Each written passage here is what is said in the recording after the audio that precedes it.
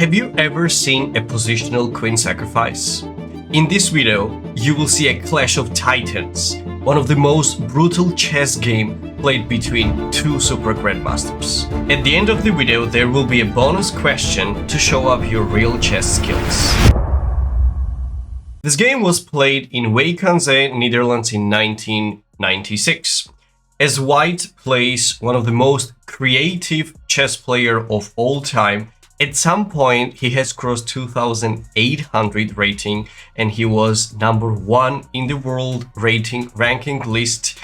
Ukrainian Grandmaster Vasily Ivanchuk plays against one of the sharpest chess player of all time, Super Grandmaster from Spain, Alexei Shirov.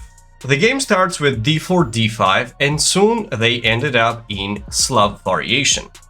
Typically, this opening has a reputation of being super solid, but when Botvinnik played this line, he had completely different things in mind. Bishop g5, d takes c4. One of the main continuation here is to play knight bd7. It can transpose with h6 in many different setups, but d takes c4 is one of the sharpest lines. By the way, if you're looking for the opening to fight for win as black against d4, this can be one of the best choice for you. Black captures the pawn on c4, but white gains space in the center. It's very typical sacrifice even for queen's gambit declined. White wants to go with e5 on the next move and gain all the space in the center. b5, e5, and h6.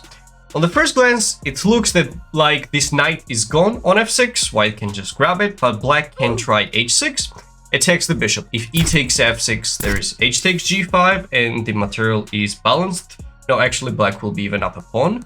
And if the bishop gets to h4, black responds with g5, otherwise the knight on f6 will be hanging. So after g5, knight takes g5, pawn takes, bishop takes there, knight d7, e takes f6, followed by bishop b7. And this is the main line of Botvinnik's system. As you can see, the pawn structure is very strange.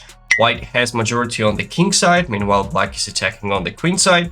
Typically we get opposite side castles, and this is a clear identification that you need to fasten your seatbelts and get some snacks to watch this amazing game. After bishop b7, g3 was played, c5, d5, queen goes on b6. This is part of theory, I don't want to go too much into the depth. Bishop g2, long castle, and white goes for short castle. In these positions, when you have opposite side castles, you have to do your best to attack your enemy's king as soon as possible. That's the main goal. Nobody really cares about your pawn structure, where the pieces more or less are standing, and so on. Checkmate simply ends the game. So after short castle, black goes with b4, knight a4, and queen b5. D takes e6 looks really tempting right now to grab this pawn, maybe create even more weaknesses. But the problem is that there is bishop g2. And in case of e takes d7, rook d7 is there, the queen is under attack, and plus this bishop is still alive, which is hitting the rook on f1. And if king g2, there is queen c6. And this is the biggest issue. Black can try knight e5 on the next move if the king goes on g1, and well, trust me, you don't really want to play this position as white. So let's get back. If d takes e6 doesn't work, white should try to play something else and chooses a3. Breakthrough on the queen side. E takes d5, a takes b4, c takes back, and bishop goes back on a3. The position is too complicated to be explained with simple steps. I can try to come up with some general plans and mention about positionally where you need to put the pieces, but it all comes down to concrete calculation. So in this type of situations, please try your best to go after your enemy's king and don't really mind even giving up a pawn or two, because you have to be faster. Otherwise your opponent gets you first and you might get mated. Bishop e3. Attacks the pawn on a7 and wants to create some more weaknesses. Knight c5, queen g4 check, and rook comes to d7. Right at this moment, I would like you to pause the video and think for at least a couple of seconds. What would you play as white?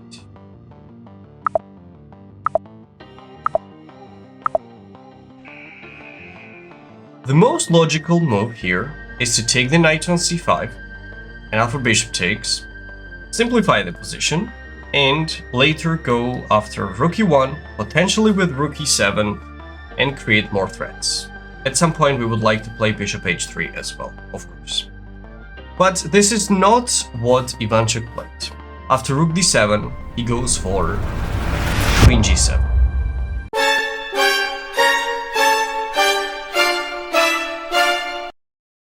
Yes, queen g7. It's a positional queen sacrifice. Queen didn't capture anything. Only a person like Ivanchuk can see this kind of motifs. Who would have thought that he's attacking the rook and forcing black to grab the queen right here? He could do such a thing. By the way, at some point I'm planning to analyze his another masterpiece where he did even more insane sacrifice, and we're gonna see that in the future.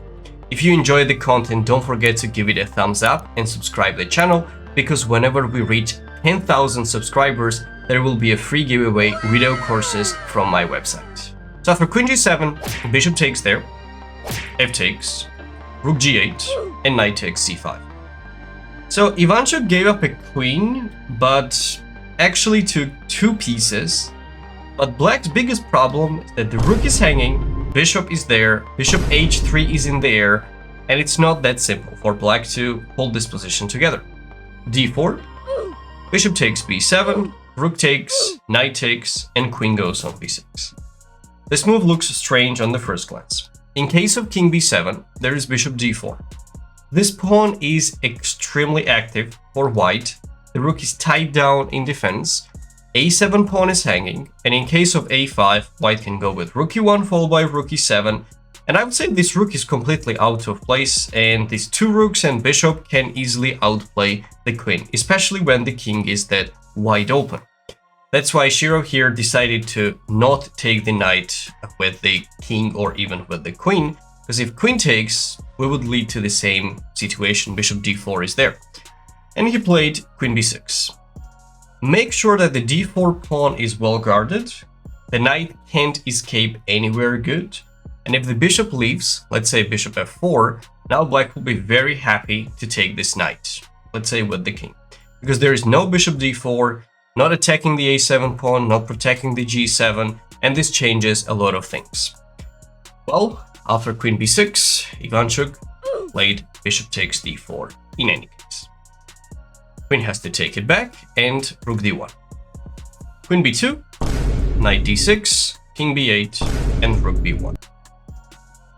It looks like white should be lost because materially black is ahead, and it doesn't feel like the king is not that safe. But these three pieces are into the action while rook is busy guarding the pawn, so all in all, white gets an excellent counter. Queen takes g7, rook b4 check, and the king comes up on c7. It's possible to play king a8 as well, but I believe Shiro was afraid of rook a4, attacks the pawn immediately on a7, and doesn't look like black has a good defense for it. In case of f6, trying to protect it with the queen, there is knight b5, and the position is even more complicated. I have hard time believing that rook a7, rook a8, maybe another rook from a1 coming on a7 is not a serious threat and black can hold it together. There is no way this is happening. That's why after rook b4, Shiro decided to go for a king walk and played king c7. Rook a6, extremely powerful move. Make sure that the king is cut, the knight is protected. Rook b7 followed by rook a7 is coming next. Rook b8. If you have an extra queen, you should always look for some trades, and especially simplifying the position will be beneficial because queen gains way more power when she fights alone with only few pieces on the board. After rook b8, rook a7 check, king takes on d6, rook b8, queen g4, rook d8 check, king goes on c6. And we end up in the endgame where white has two rooks and an extra pawn versus queen. But after rook a1, guess what? Shiro resigned. It might be difficult to understand it immediately, but let me explain the details. White's next plan is to put the rook on c1 in front of the pawn. Another rook comes easily on d2 to c2. So when these two rooks will be doubled along the c file, Black can't stop rook takes c4 next. For example, let's make some random moves. Let's say king c5, whatever, rook goes on c1, or never know, let's say queen e6, rook d2, king b4, rook goes on c2. White takes the pawn on c4 without any difficulties. If the queen gets traded for these two rooks, White will have two extra pawns. Otherwise, if the rook takes later, then White can play here, maneuver another rook there, pile up the rooks along the f-file, and it will be extremely easy victory for White. Therefore, Shirov here has seen enough, and after queen g4, rook d8, rook a1, just resigned and saved a lot of time, I would say. And this is the bonus question. Can you spot the winning move for Black? Let him know down in the comment section.